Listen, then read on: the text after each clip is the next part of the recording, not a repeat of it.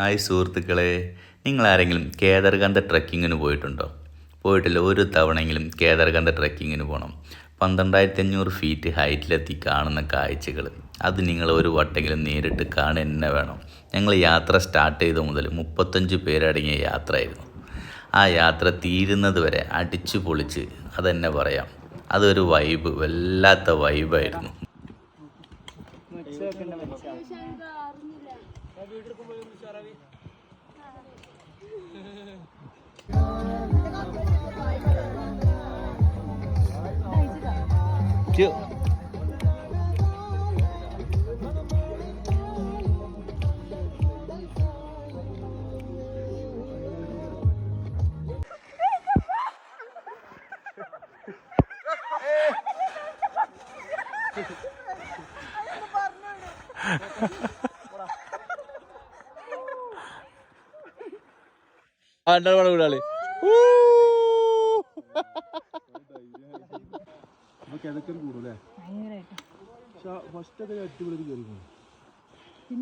നമുക്ക് ആകെ ഫസ്റ്റ് ദിവസം മാത്രം ഇന്നൊന്നും അറിഞ്ഞിട്ട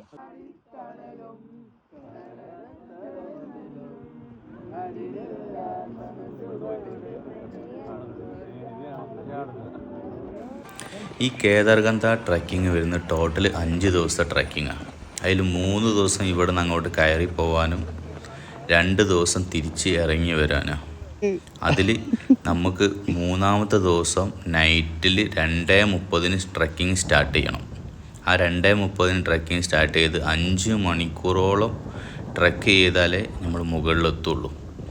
ആ പോകുന്ന പോക്കിൽ തണുത്ത കാറ്റാ, ഐസ് കാറ്റ് എന്ന് പറയില്ലേ, അജാതി കാറ്റാ മുകളിലേക്ക് പോകുന്ന വഴിയിൽ. അവിടെ എത്തിക്കഴിഞ്ഞാൽ ആ കാറ്റൊന്നൊരു വിഷയമല്ലേ.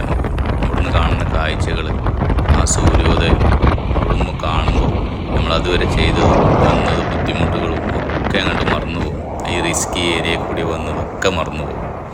12,500 ഫീറ്റ് ഹൈറ്റിലെത്തി കാണുമ്പോൾ കാഴ്ച തിരിച്ചിറങ്ങി വരുന്നോളും അതും വളരെയേറെ റിസ്ക്കാണ്.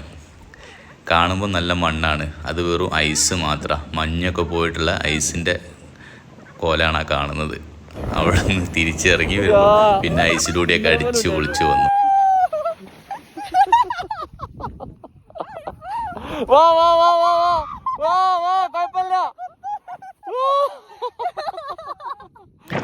കയറി പോവാനേ 5 മണിക്കൂർ പിടിച്ചിട്ടുണ്ട്.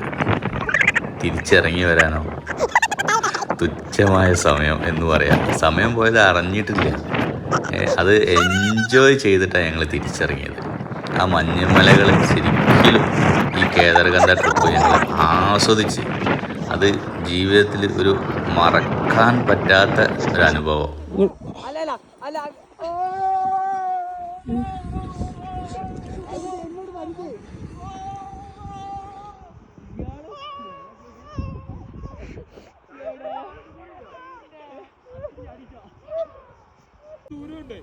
അതാ ഞാൻ പറഞ്ഞത്, നിങ്ങൾ എന്തായാലും ഒരു കേദർഗന്ധ ട്രക്കിങ് നിങ്ങൾ പോകണം.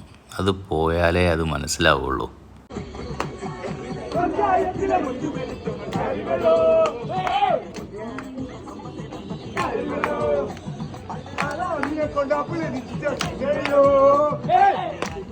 പതിനാല് ദിവസം എത്ര പെട്ടെന്നറിയോ കടന്നുപോയത്. അതിനൊക്കെ കാരണക്കാർ മാപ്പ് ഓഫ് കാട്ടാളൻ എന്ന ഈ ഗ്രൂപ്പാണ്. ആ ഗ്രൂപ്പിൽ പോവുകയാണെങ്കിൽ നിങ്ങൾക്ക് ആർക്കെങ്കിലും എവിടെയെങ്കിലും പോകണമെങ്കിൽ മാപ്പ് ഓഫ് കാട്ടാളൻ്റെ കൂടെ യാത്ര ചെയ്യണം.